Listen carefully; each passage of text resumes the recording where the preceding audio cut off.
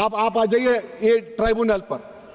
मुझे समझ में नहीं आया सर कि हमारे होम मिनिस्टर वजीर दाखिला ने क्या कह दिया कि 2013 का जो कानून है वो नहीं बनता तो हम नहीं लेके आते। मैं बड़े अदब के साथ उनसे पूछना चाह रहा हूं कि क्या उस वक्त राजनाथ सिंह साहब, आडवाणी साहब, हमारी लेट सुषमा स्वराज, ये बड़े बड़े नेता यहां बैठे थे? आपने यूनानिमस उस कानून को पास करवा दिया।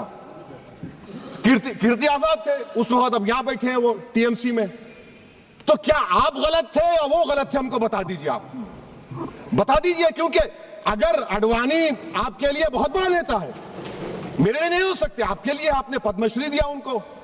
मोहतरमा सुषमा स्वराज की जबरदस्त तकारीर का मैं कायल हूं, वो बैठकर उस 2013 को यूनानिमस पास कर दिए।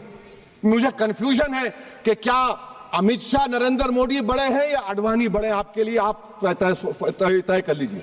अच्छा सर, आपके tribunal sir, railway Clements tribunal, NGT tribunal, income tax, वैसे 14-15 ट्राइब्यूनल है, हिंदू एंडोवर का ट्राइब्यूनल, सबका अपील नहीं होती, रिव्यू होता है।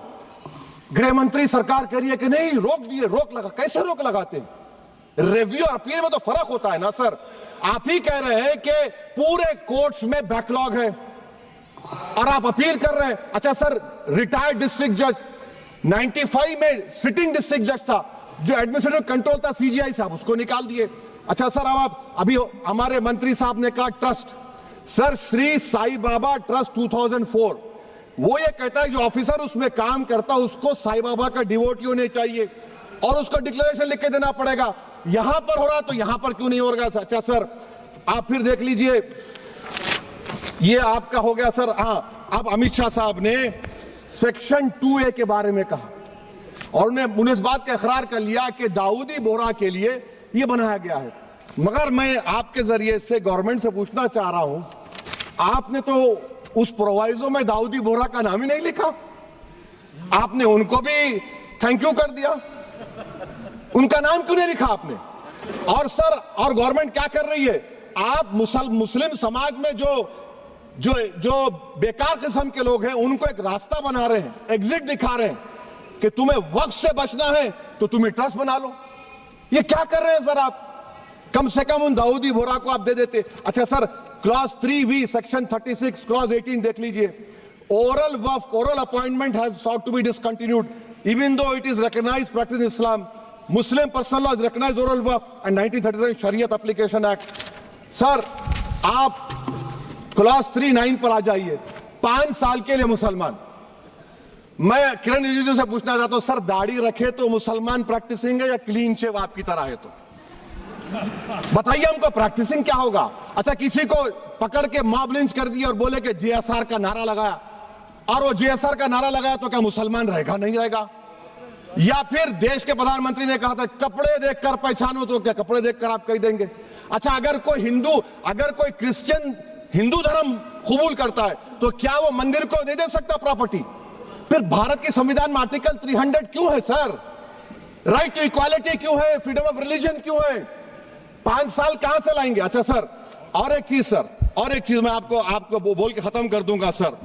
इस बिल में वक्फ औलाद का सर, इसमें आप देखिए clause 4(3)(2), the creation of waqf al-awlad shall not result in denial of inherent rights to heirs, including women heirs or the waqif or any other right of person. Sir, ये article 25 का violation है, शरीयत application act 37 का violation, article 300A का violation है। अच्छा, हिंदू धर्म में सेल्फ एक्वायर्ड प्रॉपर्टी को एक हिंदू, अब उसके फर्ज के 2 बच्चे हैं, वो एक को अपनी पूरी दौलत दे सकता है, कोई रोक टोक नहीं है। वो कहेगा नहीं मैं घर के बच्चों को नहीं दूंगा, मोहल्ले के गरीब को दे दूंगा, वो भी कोई रोक टोक नहीं है। वहां पर आपको बच्चों की फिक्र नहीं है। जब मैं अपनी प्रॉपर्टी को अल्लाह को मालिक बनाकर दे रहा हूं, आप कह रहे बच्चियों की फिक्र नहीं है। इतनी मोहब्बत आप बिल्किस बानो से दिखा देते तो आपके लिए दुआएं देती आपके लिए। तो सर, आप दूसरी बात आप देख लीजिए सर, आखिरी बात कहकर मैं अपनी बात को मुकम्मल कर रहा हूं सर। नहीं खैर, मैं मुकम्मल कर रहा हूं। स्पीकर साहब बहुत टाइम दे दिए। सर आप देखिए, इसमें अमित शाह साहब बोले कि इतनी प्रॉपर्टीज का कब्जा हुआ, चोरी हुई, ये हुआ। सर, क्लॉज 2652A सेक्शन, अगर कोई प्रॉपर्टी बेचता है 2 साल की सजा थी, आपने क्या कर दिया, उसको 6 महीने कर दिया। नॉन अवेलेबल था, आपने अवेलेबल कर दिया। सेक्शन 40 की बात करते हैं। सेक्शन 40 में सर हमको जो ज्वाइंट वर्किंग कमेटी का जो नोट्स दिए, उसमें मिनिस्ट्री ऑफ माइनॉरिटी अफेयर्स ने कहा कि 30 साल में 515 केसेस सेक्शन 40 के और सिर्फ 8 लोग कोर्ट को गए। वक्फ यूजर का कानून तेलंगाना आंध्रा में है, सेक्शन 40 का कानून तमिलनाडु 63 है, आंध्र प्रदेश में 43 है। और सर आप डायरेक्शन दे रहे हैं, अच्छा क्लॉज 4218B देखिए सर, आप रूल बना रहे हैं, कोऑपरेटिव फेडरलिज्म के खिलाफ है, इतना रूल बना रहे हैं। और आखिर में सर मैं आपको बताना चाह रहा हूं स्पीकर साहब, ये बिल का मकसद सिर्फ मुसलमानों को जलील और रुस्वा करना है, मुसलमानों को दूसरे दर्जे का शहरी बनाने का इनका मकसद है। सर अगर आप हिस्ट्री को पढ़ेंगे तो महात्मा गांधी उस वक्त के व्हाइट अफ्रीका में सफेद फार्म अफ्रीका के कानून को महात्मा गांधी ने कहा था कि ये मेरा कॉन्शियंस इसको मानता नहीं, मैं इस कानून को कबूल नहीं करता हूं। तो महात्मा गांधी ने क्या किया, उन्होंने उस कानून को फाड़ दिया। तो मैं गांधी की तरह इस कानून को फाड़ता हूं। ये अनकॉन्स्टिट्यूशनल है सर।